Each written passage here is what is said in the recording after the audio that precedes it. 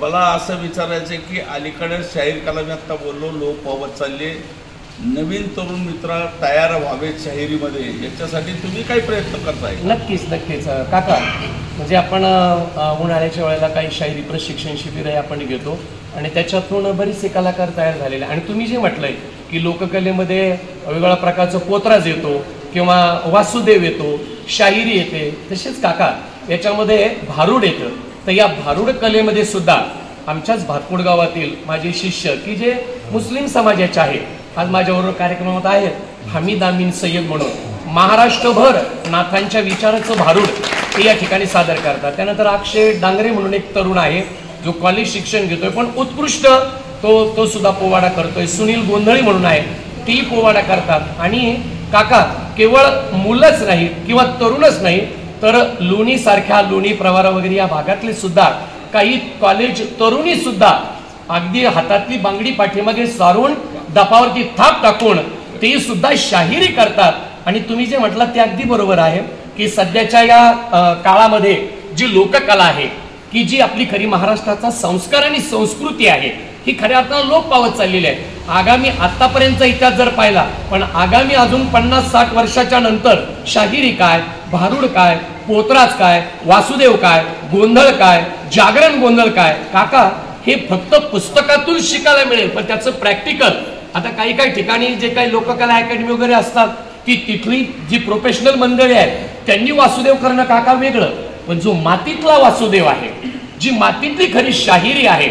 आणि एक खंत मला एक अशी वाटते की आजकालचे जे काही पुरस्कारचं सुद्धा काका जे स्वरूप असतं, उदाहरणार्थ महाराष्ट्र भूषण आम्ही पुरस्कार देतो, दिला पाहिजे, त्याच्याबद्दल प्रॉब्लेम नाही, पण जोपर्यंत त्याच्या उमेदीचा काळ आहे आणि तो काहीतरी करणार आहे अशा व्यक्तीला खऱ्या अर्थानं महाराष्ट्र भूषण अशा स्वरूपाचे पुरस्कार शासनानं वगैरे दिले पाहिजेत किंवा सामाजिक संस्थेने सुद्धा असे पुरस्कार देऊन तरुण वयात त्यांच्या कलेला जर साथ दिली तर त्यांच्यावर एक जबाबदारी पडेल आणि ते आणखी त्या कलेमध्ये चांगला रिसर्च अभ्यास करून ते काका पुढे जातील आणि ही कला दुसऱ्याकडे जाईल, दुसऱ्याची तिसरीकडे जाईल. म्हणजे ही महाराष्ट्राची जी साखळी आहे लोककलेची ही साखळी मजबूत होईल असं मला वाटतं. पण प्रामुख्यानं काका या गोष्टी आजकाल घडत नाहीत ही खऱ्या अर्थानं खंत आहे. म्हणून त्याच्यासाठी राजकीय मंडळीनं सुद्धा ही जी कला आहे ही टिकवण्याकरता शासन दरबारी ठीक आहे मानधन वगैरे या गोष्टी होतच असतात, त्याच्याबद्दलचा प्रॉब्लेम नाही, पण हे टिकवण्याकरता की जे असे काही जुने शाहीर जे कलाकार आहेत की जी जुनी शाहीर आता अपडेट झाले काका, त्याच्यामध्ये सुद्धा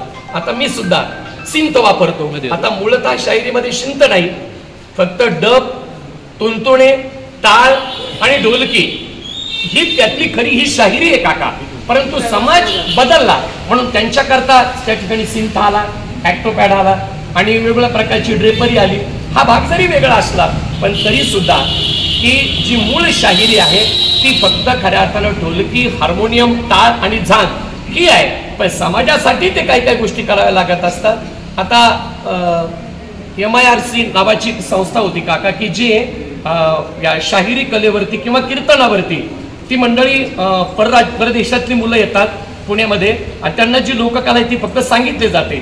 तर त्यांना कीर्तन हा प्रकार काका माहीत नव्हता. त्या संस्थेनं, दिल्लीच्या संस्थेनं माझं कीर्तन त्या ठिकाणी आयोजित केलं. कारण कीर्तनाचे प्रकार किती आहेत, नारदीय कीर्तन आहे, कैकाडी महाराजांची कीर्तनाची पद्धत आहे, गाडगे महाराजांच्या कीर्तनाची पद्धत आहे, त्याच्यानंतर काका वारकरी संप्रदायाची एक परंपरा आहे. पण हे तरुणाला आगामी माहीत नाही ह्या परंपरा काय आहेत. तर त्याच्यासाठी आम्ही ते शिकवण्याकरता जातो आणि त्याचा अभ्यासक्रमामध्ये सहभाग घेतला.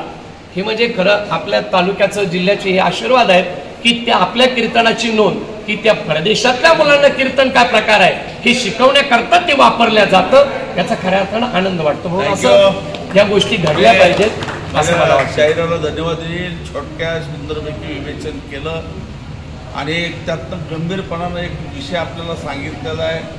आपल्या सगळ्या समाजाला प्रश्न हा आहे, आपल्या संस्कृतीचं जतन आपण जर केलं तर ते जतन होईल. आणि जो राष्ट्र आपली संस्कृती विसरतो, जे राष्ट्र आपला इतिहास विसरतो त्या राष्ट्राला भविष्य नसतं. हा जागतिक सिद्धांत आपल्याला माहीत आहे. तसं आपल्या परंपरा, आपल्या संस्कृती आपल्याला. अमित भाईला विनंती करतो एक भारुडाचं कडवं माझ्या प्रशिक्षकांसाठी. रामकृष्ण हरी. संत एकनाथांचं एक सुंदर भारूड तुमच्यासाठी मी सादर करतो.